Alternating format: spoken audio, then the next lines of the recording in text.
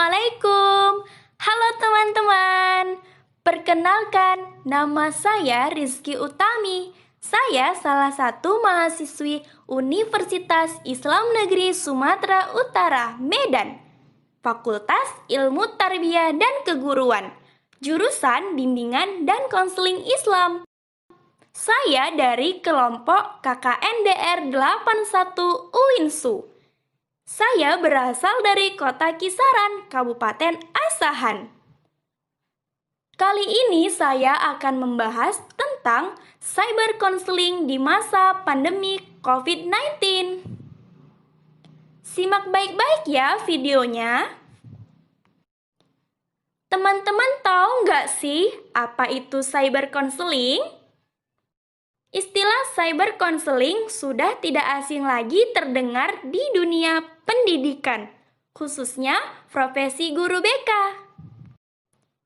Cyber counseling adalah salah satu strategi bimbingan dan konseling yang bersifat virtual atau konseling yang berlangsung melalui bantuan koneksi internet. Dalam hal ini, proses konseling berlangsung melalui internet dalam bentuk website, email, Facebook, WhatsApp, dan ide inovatif lainnya.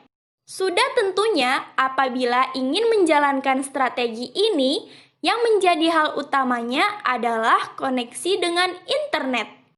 Perlu teman-teman ketahui, merebaknya virus corona yang dimulai pada akhir tahun 2019 di Provinsi Wuhan, Cina. Para ahli bersepakat menyebutnya Coronavirus Disease 2019 atau COVID-19. Hal ini menyebabkan industri, ekonomi, politik, dan pendidikan di dunia lumpuh oleh virus yang tidak kasat mata tersebut. Kepanikan ada di mana-mana, interaksi sosial pun jadi cacat karenanya. Perubahan sosial pun terjadi dengan begitu cepat, mulai dari memangsa kesombongan kaum-kaum elit, menengah, bahkan sampai masuk ke setiap individu.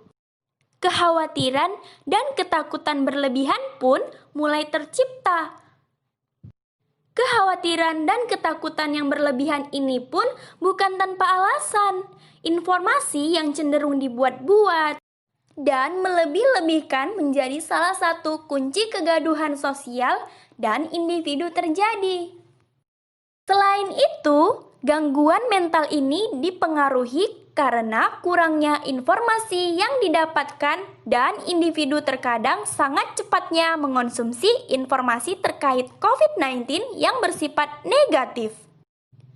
Kekhawatiran dan ketakutan berlebihan ini membuat mental setiap individu tentunya akan tertekan. Yang tadinya takut terjangkit ganasnya si virus, malah si individu mendapat penyakit yang lain. Kira-kira seperti itu contoh mendasar apabila individu mengalami gangguan mental yang mengakibatkan penyakit lain mudah masuk. Karena kondisi ini merupakan gangguan pemikiran yang mampu mempengaruhi tubuh sehingga memicu timbulnya permasalahan yang lain. Perlu diingat, teori universal mengatakan bahwa apa yang kita rasakan adalah apa yang kita vibrasikan. Dan apa yang kita vibrasikan adalah apa yang kita tarik. Sederhananya, ketika seseorang berpikir bahwa dia akan sakit, maka secara tidak langsung dia mensugesti dirinya untuk sakit. Alhasil, tidak lama berselang, individu akan merasakan sakit. Ini adalah implementasi sederhana ketika mental dan pikiran seseorang selalu berada di bawah tekanan di tengah pandemi COVID-19.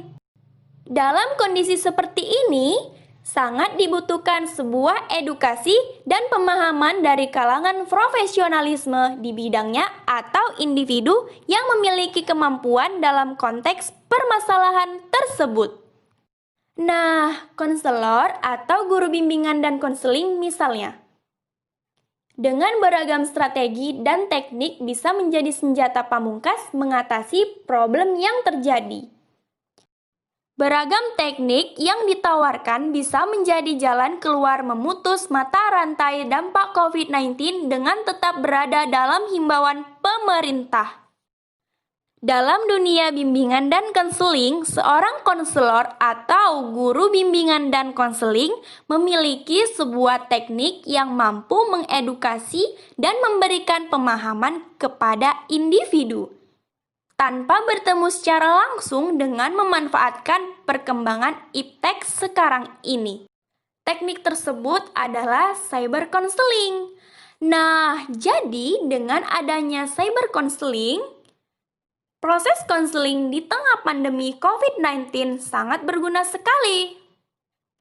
Hal ini memungkinkan seorang konselor mampu mengatasi masalah kecemasan individu di tengah pandemi COVID-19. Melalui teknik cyber counseling, konselor mampu memberikan gambaran dan informasi ketika individu berada dalam kondisi tertekan. Memberikan informasi pasti mengenai dampak yang dibawa oleh si virus corona. Mengarahkan pemikiran konseling ke arah yang lebih positif, hingga bersama-sama menyepakati langkah terbaik berikutnya. Tentunya dalam teknik cyber counseling, suasana keakraban akan terjalin dan percakapan yang sifatnya rahasia akan terjaga. Karena seorang konselor atau guru bimbingan dan konseling adalah pantulan cermin terbaikmu dan selalu menjadi sahabat terbaik dimanapun dan kapanpun. Dalam proses cyber counseling, seorang konselor atau guru bimbingan dan konseling akan tetap menggunakan teknik-teknik konseling yang ada. Hanya saja, hal ini dilakukan secara virtual. Konselor juga akan mematuhi asas-asas bimbingan dan konseling. Nah, itulah sedikit penjelasan mengenai cyber counseling di masa pandemi COVID-19. Terima kasih teman-teman yang sudah menonton.